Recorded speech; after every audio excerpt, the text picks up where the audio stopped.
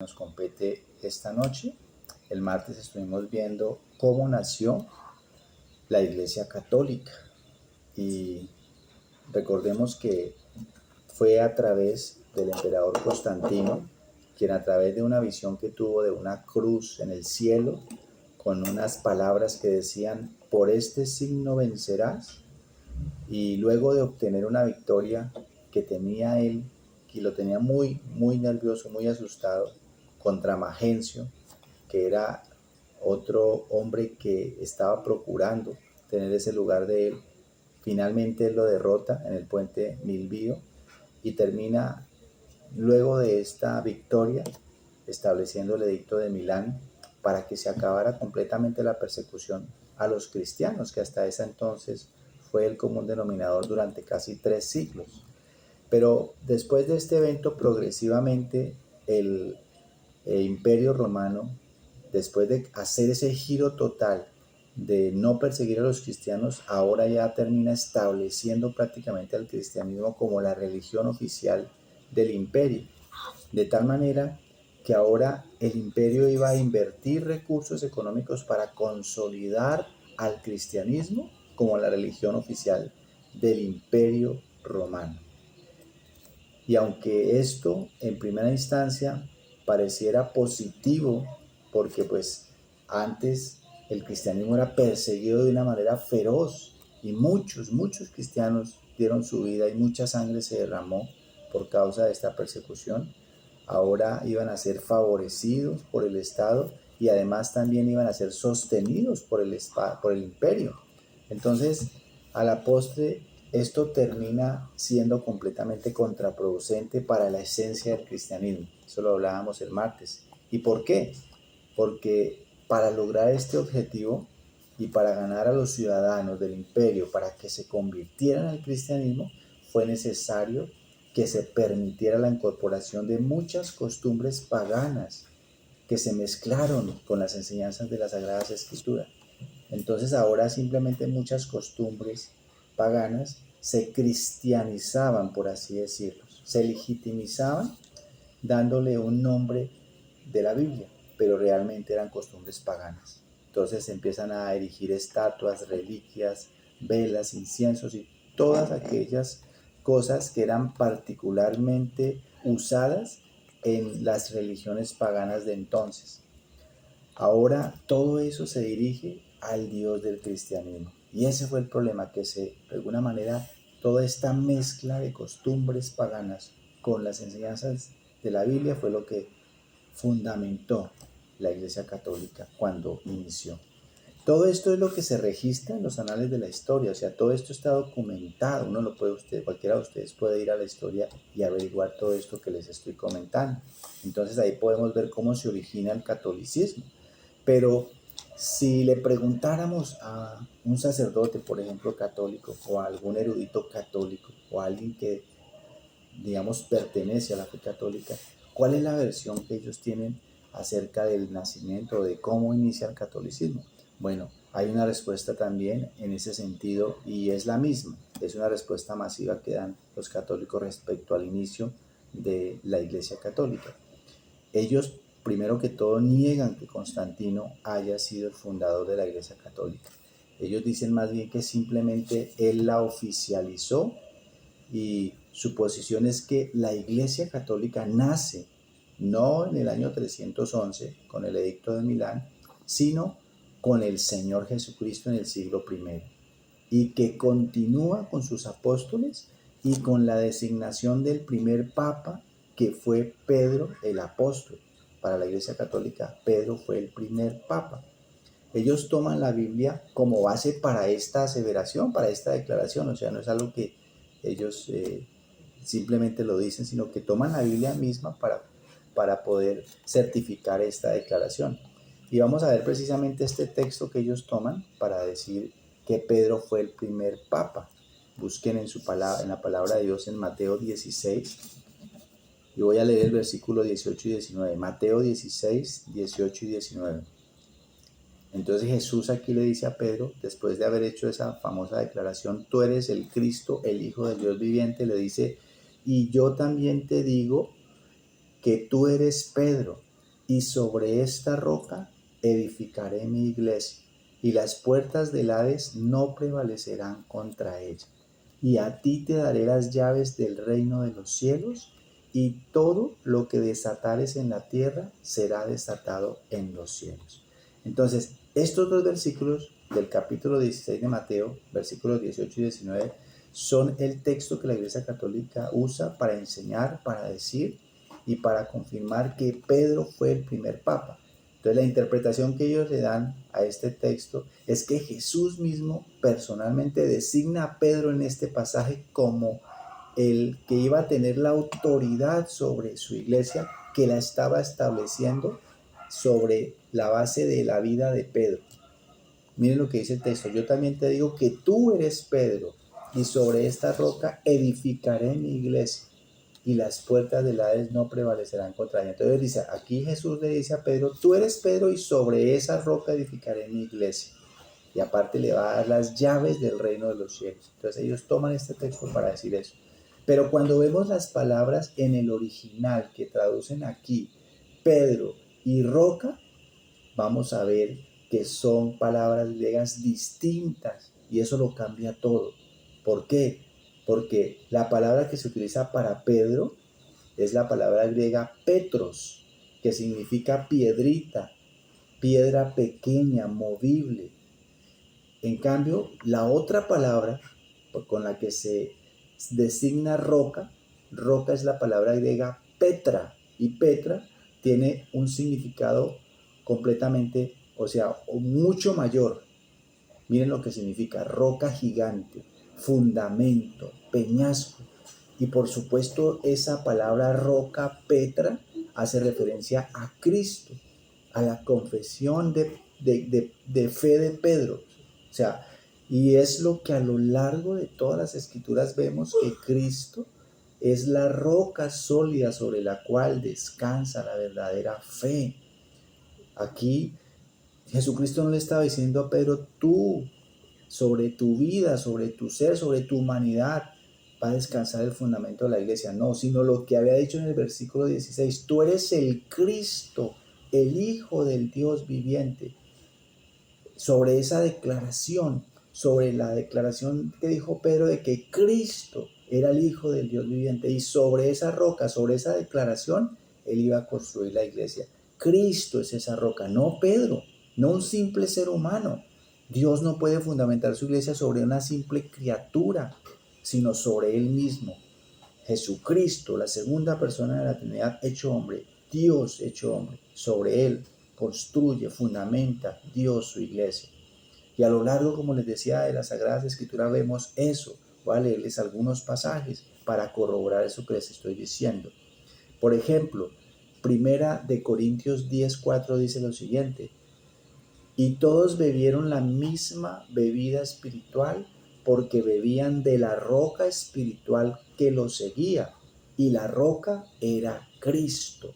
Noten cómo la roca era Cristo. Primera de Corintios 3:11 dice lo siguiente: porque nadie puede poner otro fundamento que el que está puesto, el cual es Jesucristo. ¿Cuál es entonces el fundamento de nuestra fe? Jesucristo. Él es la roca que muchos han desechado, porque Él es el único fundamento sólido de nuestra fe. De hecho, Él mismo, que ellos consideran que fue el primer papa, estoy hablando obviamente de Pedro, y que de acuerdo a una de sus dogmas es infalible, porque recuerden que esto es uno de los dogmas de la Iglesia Católica, la infalibilidad del papa, es decir, que él no falla, él no comete errores, que lo que él dice es la palabra de Dios. El mismo Pedro, el mismo que consideran como el primer papa, miren lo que dice en su primera carta, primera de Pedro, capítulo 2, versículos 6 al 8. Dice lo siguiente: por lo cual también contiene la escritura: he aquí pongo en Sión la principal piedra del ángulo, escogida, preciosa, y el que creyere en él no será avergonzado. Entonces, ¿cuál es esa piedra preciosa?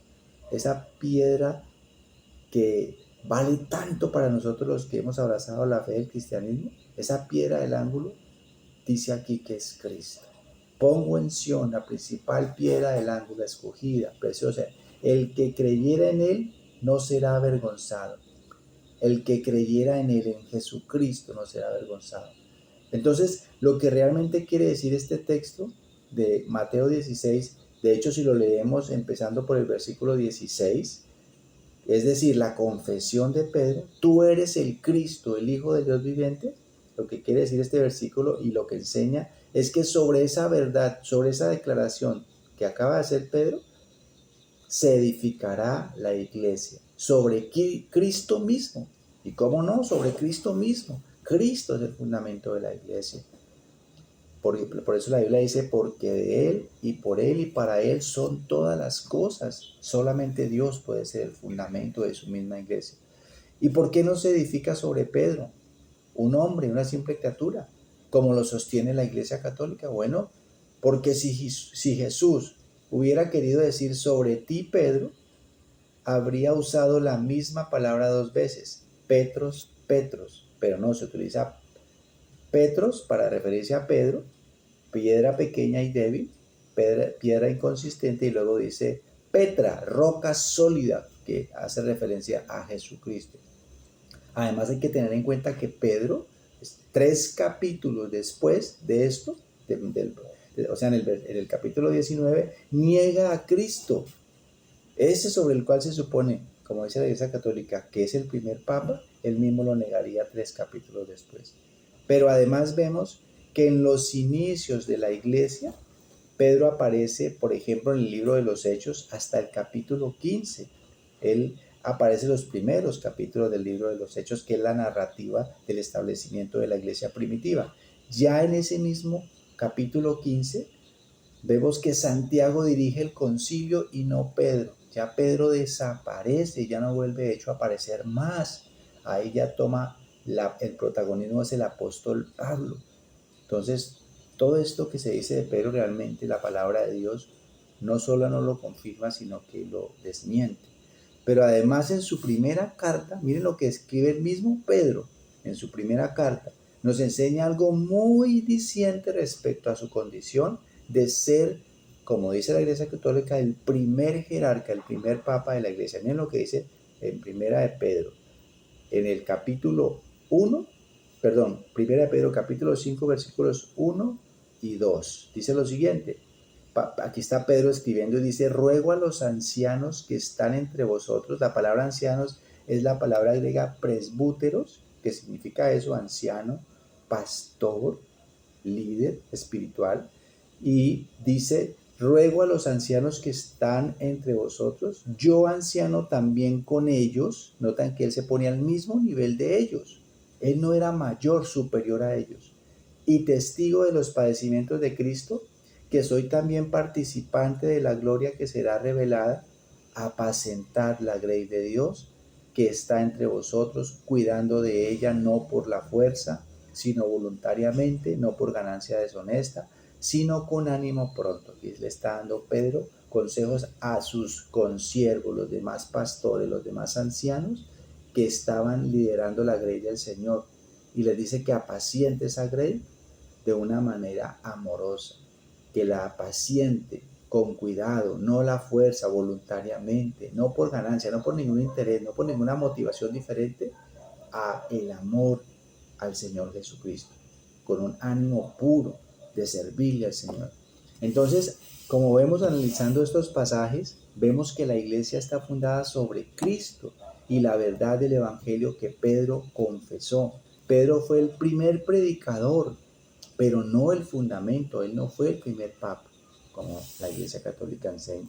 Pero además tengo que decir que en Mateo 16, 19 dice, a ti te daré las llaves del reino, porque ese es este texto lo utilizan para decir que Pedro recibió las llaves del reino. Y entonces habría que decir, ¿qué son las llaves del reino? ¿Qué quiere decir con las llaves del reino? En Isaías 22, 22, las llaves del reino significan la autoridad para abrir y cerrar, para admitir o excluir. Entonces, de acuerdo, por ejemplo, a los reformadores grandes como Calvino, Lutero, las llaves representaban la predicación del Evangelio. más la disciplina que se hace en la iglesia. Las iglesias bíblicas ejercen disciplina sobre sus miembros. Entonces el apóstol Pedro usó las llaves, por ejemplo, 2 veces en el libro de los Hechos. En el Hechos capítulo 2, a través de su predicación, 3.000 personas, 3.000 judíos se convirtieron. Y a través de esas llaves de la predicación del evangelio entraron al reino de Dios.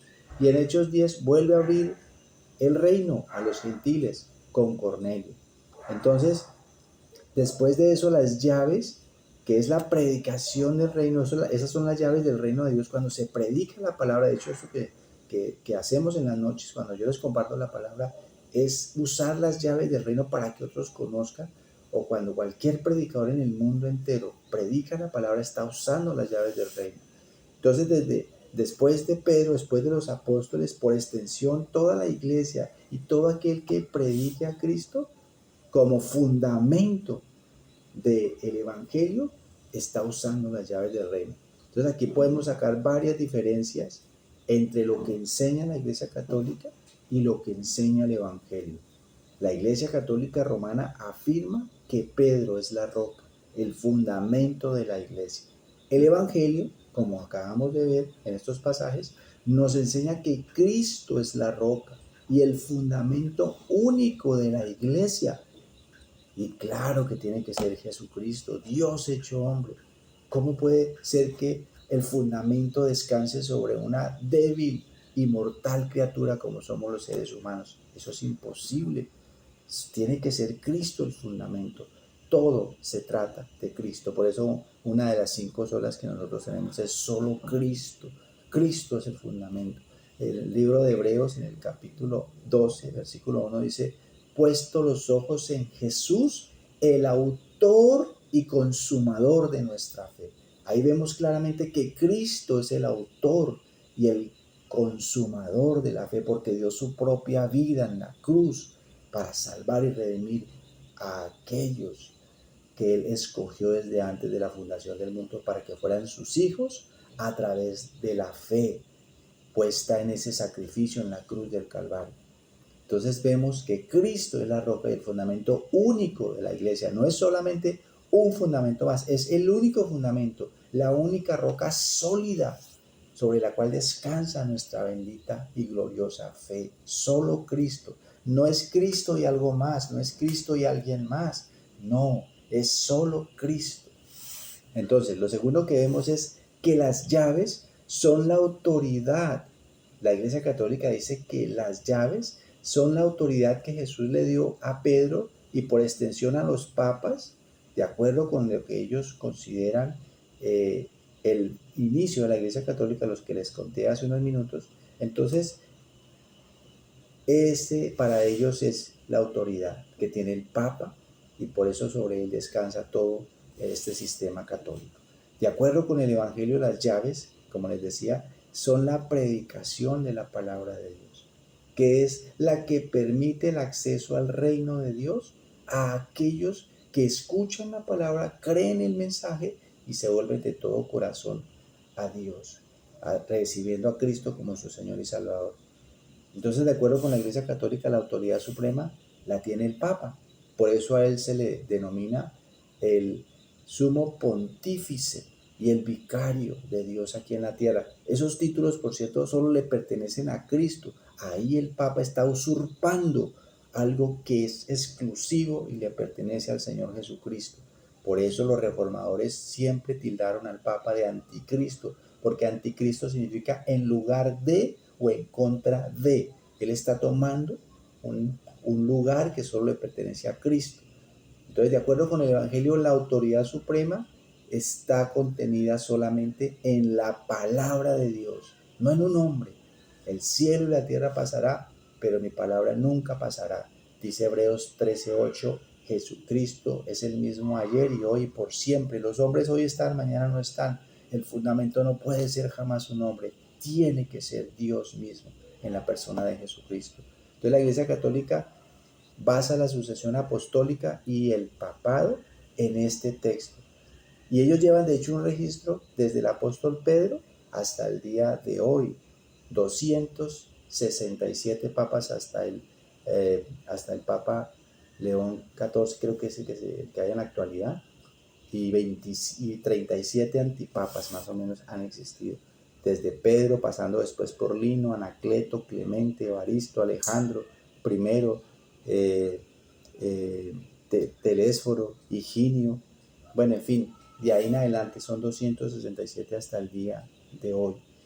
Y lo más tremendo es la historia, cómo se ha desenvolvido el papado, que es lo que mañana les voy a hablar.